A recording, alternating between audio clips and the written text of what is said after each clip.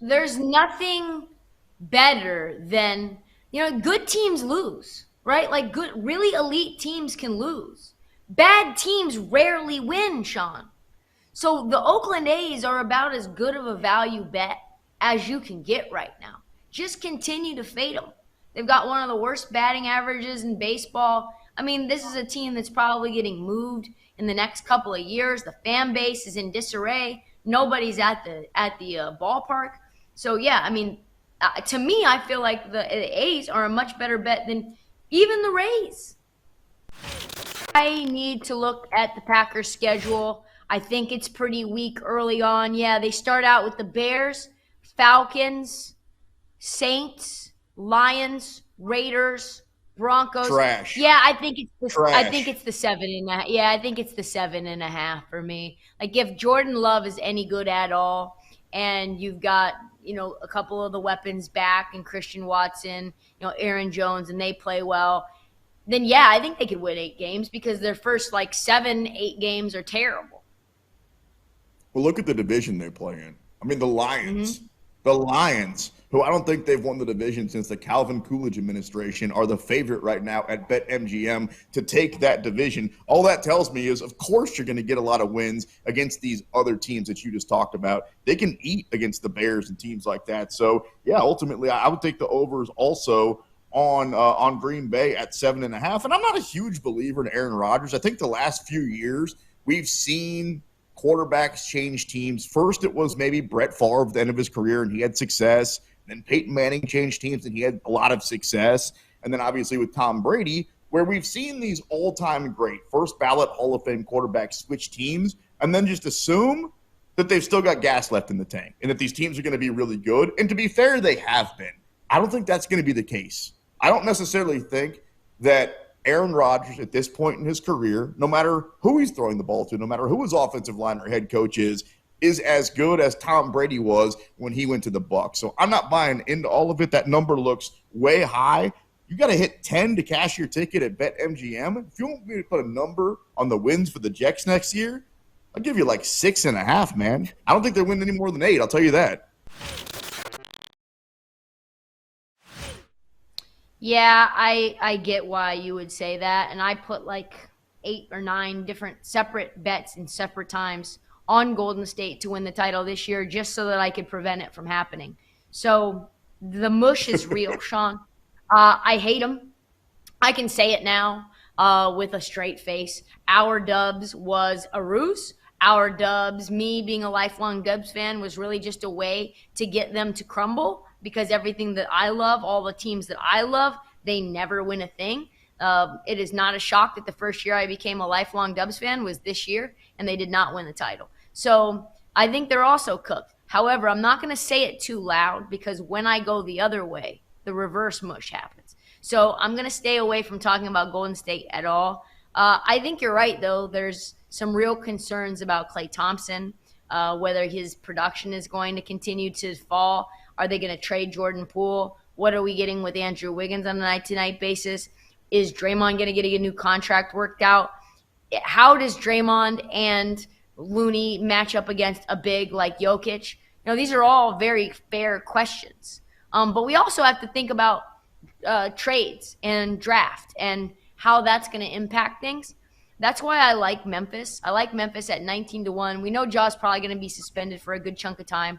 But maybe they go out and try to make a trade to get somebody like a Pascal Siakam, OG Anunoby. This team becomes very potent with another wing. Obviously, they got rid of or are not going to retain Dylan Brooks. So I think that's really interesting. I probably think the price is not good enough for Milwaukee for me to go there right now. We have no idea what's happening with Chris Middleton. Drew Holiday's already talking about retirement. Brook Lopez is now a free agent. And they don't have a head coach. I think a good rule of thumb, Sean, is maybe not bet until you have a head coach. Yes, 100%. And the person that I would absolutely take the odds on, and they've actually been nuked since I called her out because I got her at 30-1, and that's Alyssa Thomas at 10-1.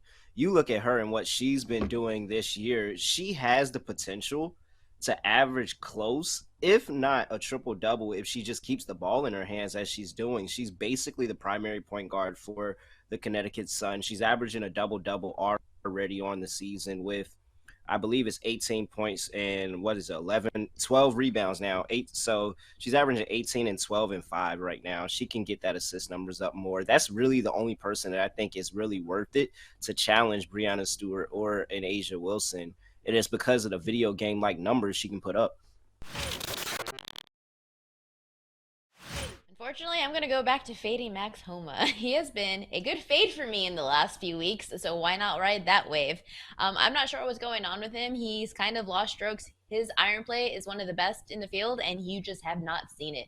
He's lost strokes with his irons in 4 of his last 5 tournaments. He took T55 at the PGA Championship, losing strokes with his ball striking, losing strokes around the green. But before that, I mean, he was losing strokes off the tee. He just cannot find rhythm right now in his game, which has resulted in back-to-back miscuts. RBC Heritage is a bit of a comparison course to this. It's on the shorter end. You kind of have to keep it within range. It's great for ball striking ability. He missed the cut there, losing nearly 5 strokes with his ball striking. So Homa, I have belief that he can turn his game around. I don't have belief that it's going to happen anytime soon. So until it does, fade away.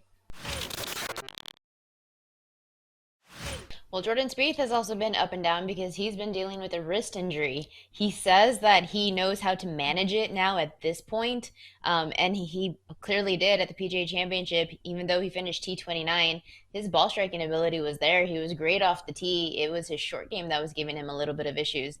Now, he lost strokes around the green, which is non-typical for a Jordan Spieth because he's great in his short game.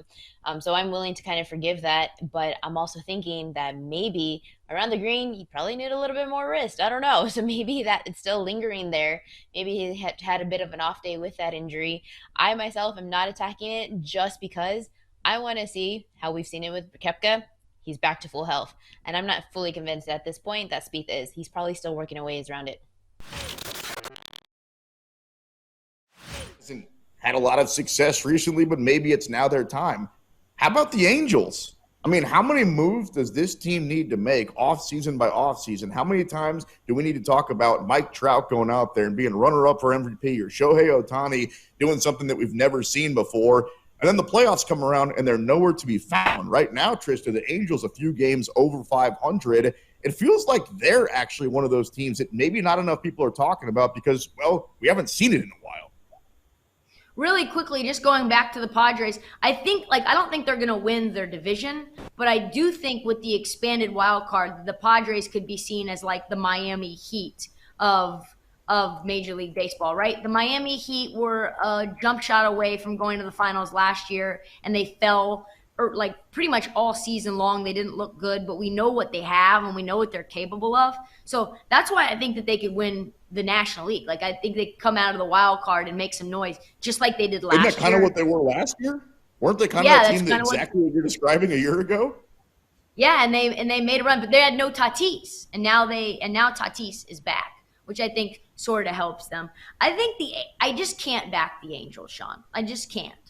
They've just had no success anytime recently that I can really remember. I mean, it's Shohei Ohtani on both sides of the ball. It's Mike Trout. And really, what else is it? It's just what else is it? I do think the Rangers are really interesting. I think the Rangers are really interesting at plus 900 to win the American League. Like, they've been really good. Their bullpen's been good. Baltimore's bullpen's been good as well. Plus 1,600 to win the AL. Like, I like these long shots. I just can't back the Angels. I would be more shocked if the Angels went on a run than if they traded Shohei Ohtani. So if I'm looking at teams that are slow, you kind of have to look at a team like San Diego, which has this incredible lineup of just bombers, right? They call them the Slam Diego Padres, you know what I mean? And so they have the worst batting average right now in the major leagues, which is crazy. The worst. Worse than Oakland, worse than Kansas City, worse than Detroit. They're plus 750 to win the National League. Like, I don't hate that. Tatis is just coming back into the swing of things. They've got Machado. Hopefully Juan Soto gets his stuff together. I mean, they've got a lot of dudes.